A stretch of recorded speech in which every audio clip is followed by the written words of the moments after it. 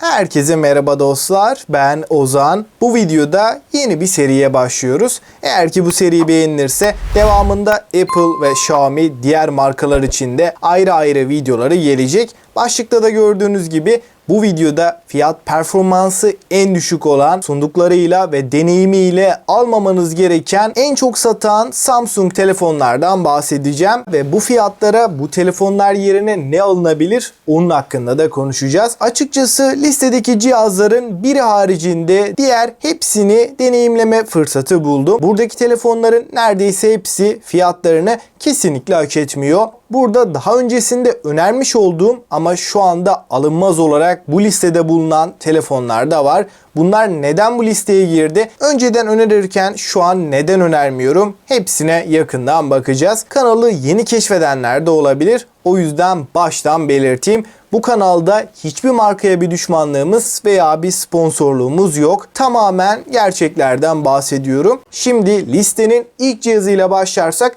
benim şu ana kadar hiç önermemiş olduğum ve çıktığı günden bu yana da fiyatıyla gerçekten kötü bir seviyede olan Galaxy M33 şu anda 6 GB RAM, 128 GB depolamayla 7400 TL 350 Euro bandında oldukça kötü bir ekran, alt seviye kameralar ve Exynos 1280 Yonga setiyle geliyor. Burada performans açısından bize çok bir problem yaşatmasa da çok akıcı, hızlı çalışan bir telefon olduğunu hiçbir şekilde söyleyemeyeceğim. Ayrıca kameraların alt seviyede olması ve ekran konusunda PLS panel gibi bu fiyatlara hiçbir şekilde yakışmayan bir ekranla gelmesi M33'ü alınmaz yapan en önemli detaylardan. Tek artısı bataryası, onun haricinde alınabilecek hiç mantıklı bir telefon değil. Halihazırda çok yakın fiyatlara Redmi Note 10 Pro gibi çok daha iyi bir telefonu bulabilirken Note 10S hatta Galaxy M23 bile, yani M33'ün bir alt versiyonu Galaxy M23 bile M33 almaktan çok daha mantıklı. Özellikle de bu fiyatlarda PLS bir ekranla gelmesi kabul edilebilir değil. Listenin ikinci sırasında benim çıktığı dönemlerde fazlasıyla önerdiğim ama şu anda fiyat avantajını tamamıyla kaybetmesiyle Galaxy A33 maalesef ki bu listeye girdi. A33 M33'ten çok daha dengeli ve başarılı bir telefon diyebilirim.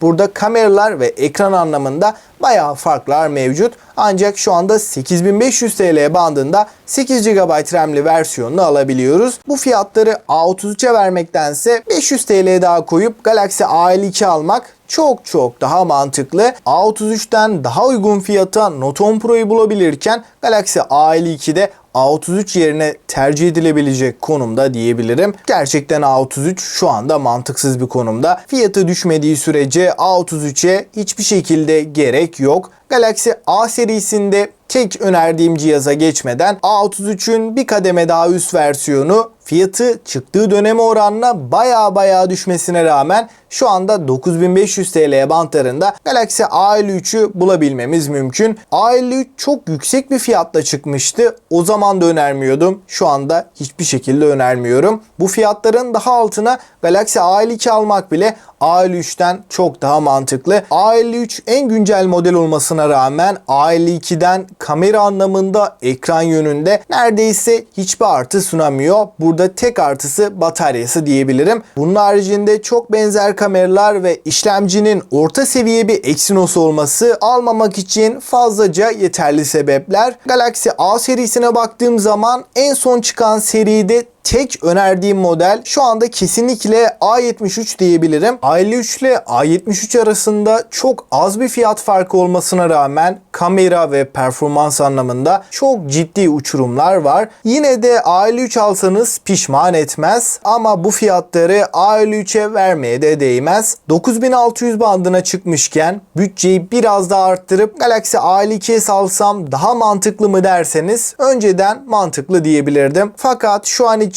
A52'sinde bir alınabilirliği kalmadı. Şu ana kadar listedeki diğer tüm telefonlardan çok daha başarılı bir telefonla birlikteyiz. Fiyatı da son 3-4 ayda çok artmamış olmasına rağmen A52s fiyatından dolayı değil, burada listede olmasının en büyük sebebi A73'ün fiyatının gerilemesi. Şu an için 8 GB RAM, 128 GB depolamayla A52s 10.800 bandında satılırken A73 ise aynı donanımla 11.300 bandında bulunuyor. Aradaki 500 TL'yi verip A73 aldığınız zaman kamera, 4 yıl yazılım güncelleme ve daha büyük bir batarya almış oluyoruz. Bunun haricinde kasa kalitesinin de A52s oranla bir kademe daha arttığını belirteyim. Gerçekten A73 Samsung tarafında güncelliğini uzun süre koruyacak ve sizi her anlamda tatmin edebilecek bir telefon diyebilirim. Dediğim gibi A52s de kötü değil ancak şu anda fiyatına oranla A73'ün gerisinde. Eğer ki şu anda A52s kullanıyorsanız gönül rahatlığıyla kullanmaya devam edebilirsiniz. Aynı şekilde A33'ü de önceden aldıysanız herhangi bir problem yaşatmayacaktır. Açıkçası burada en çok satan, en popüler ama şu anda bu fiyatlara alınmaz dediğim Samsung telefonları sizlerle beraber kısaca değerlendirmeye çalıştık ve hepsinin de yerini alabileceğiniz daha iyi telefonlardan da bahsettim. Peki sizin alınmaz dediğiniz Samsung telefonlar neler? Onları da mutlaka yorumlarda bekliyorum. Sizce bu seri devam etsin mi? Devam etsin diyorsanız videoyu beğenmeyi ve abone olmayı unutmayın. Bir sonraki videoya kadar kendinize çok iyi bakın ve